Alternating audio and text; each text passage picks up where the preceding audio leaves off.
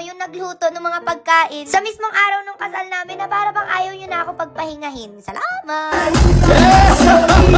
Alam nyo ka mga kamangyan, isa talaga sa medyo na pressure kami, nahirapan kami. Ayun nga yung pagpili ng mga pagkain para sa mismong araw ng kasal namin. Kasi alam nyo naman mga kamangyan, ang hilig namin sa pagkain, ang hilig namin magluto. So gusto namin, mai enjoy ng mga bisita namin yung mga pagkain sa araw ng kasal namin. Kasi ayun, nagtanong-tanong kami mga kamangyan kung saan maganda, kung saan masasarap yung pagkain, and ang dami nag-recommend sa amin. Doon nga yung Spices and Herbs Catering Services, dito nga sa Tagaytay. And para makasigurado mga kamangyan, nagkaroon kami ng food tasting. So ilang beses yan, parang nakatatlong beses yata kami, para makapili ng mga tamang pagkain, ano yung masarap, ano yung pwede, ano yung hindi. Sobrang nahirapan kami dito mga kamangyan kasi sobrang sasarap talaga ng mga pagkain nila. Alam niyo yung kunyari, kaldereta. Kakaibang kaldereta yung kanila, may mga inalagay pa sila ng mga kung ano-ano diyan. So sabi ko, iba pala talaga kapag mga expert sa pagluluto kasi kami kung ano lang yung mga kinagis na namin na kaldereta, na adobo, yun na yun. Pero yung kanila na mga talaga ako na para bang wait lang, first time ko lang makatikim ng ganito kasarap na pagkain. Ala, sobrang OA. Kaya nung mismong wedding namin mga kamangyan, excited din kami na mapatikim yun sa mga bisita namin. Kasi hindi lang naman sila basta bisita. Diyan yung mga ninong-ninang, family, mga teacher namin, mga kaklase namin nung high school, nung college, mga kababata, mga kaibigan ni Julius sa seminaryo, mga katrabaho, mga kamag-anak, mga kaibigan sa social media. So lahat talaga pinaghandaan namin mga kamangyan kasi lahat sila na nandun ay special sa puso namin. Kumbaga, kunyari, may apapuntahin ka na kaibigan sa bahay ninyo. Syempre lahat yun ihahain mo, lahat ng gusto mo para komportable sila, ganyan. So parang ganun din yung feeling namin sa kasal. Kaya super happy namin na nag-enjoy sila, na sobrang aliwalas daw ng mga tao doon, ang gaan lang daw ng aura, ang dahil mabubuting tao kasi yung mga guests namin, syempre hindi sila magkakakilala. Tapos doon lang sila nagkakilala sa mismong wedding namin. So ayun, alam din naman namin na una palang magkakasundo na yung mga bisita namin kasi nga lahat naman sila ay malalapit sa puso namin, kilala namin sila lahat. After pala nun sa simbahan mga kamangyan, syempre picture-picture pa kami. So yung bisita, diretso dito sa reception, pero hindi pa dun sa as in pinakang loob. Kaya ayan, may mga pagkain kami diyan para syempre hindi man sila magutom kasi parang tumagal din ng ilang oras yung pagpipicture namin. Syempre nakakainit ng ulo kapag gutom. Kaya ayan, dinamihan na talaga namin lahat mga kamangyan. Kaya ayan, thank you sa lahat ng suppliers namin. Kasi sabi ng mga bisita namin, lahat yan tinikman namin, sobrang sasarap, hindi kami nagutom, ganyan. Para na raw talagang piyestahan, bazaar, yung aming wedding. So salamat! So kapag may mga event kayo, ayan, mahalaga na kumuha kayo ng ganyan para hindi magutom yung mga bisita and para maaliw-aliw din sila habang naghihintay sa inyo. And ayun nga, habang nakain sila diyan mga kamangyan, ayan, talaga namang for the picture kami ng malala. Hindi na nga namin namalayan yung oras diyan mga kamangyan, syempre picture, video, ganyan. And ayun, sobrang dami rin palang nakapansin ng aking bouquet diyan mga kamangyan. And kahit ako, sobrang in love na in love. Yung una, parang sabi ko, baka parang ang boring kasi nga kulay white, purong white siya. Ay, hindi bumagay dun sa aking wedding gown, ganyan. Pero ayun mga kamangyan, buti na lang sobrang galing nung aming florist. Ayan, si Mr. Goods Hernandez. And kahit yung mga bulaklak namin sa simbahan, siya din yung nag-style nun. Kaya talaga sobrang ganda. Hindi sobrang OA, ganyan. So alam niya yung babagay sa simbahan at hindi. And kahit nung nanliligaw ka kami sa aming mga ninong at ninang mga kamangyan, yung pinakang bulaklak namin doon, sa kanya namin pinagawa. Kaya sobrang nakaka-inlove talaga, ang ganda. So, kilig na kilig ako nun, para ako nanliligaw sa aking jowa. Ala, nanliligaw sa jowa. Kaya kapag kailangan ninyo ng mga bulaklak na talagang sobrang bobongga, imported, ayan, i-message nyo lang siya. So ayan, sabi ko sa inyo, hindi mauubos yung chika ko about doon sa aming dream wedding mga kamangyan. Baka mamaya naglilihin na ako, hindi pa tapos yung chika ko. Ala!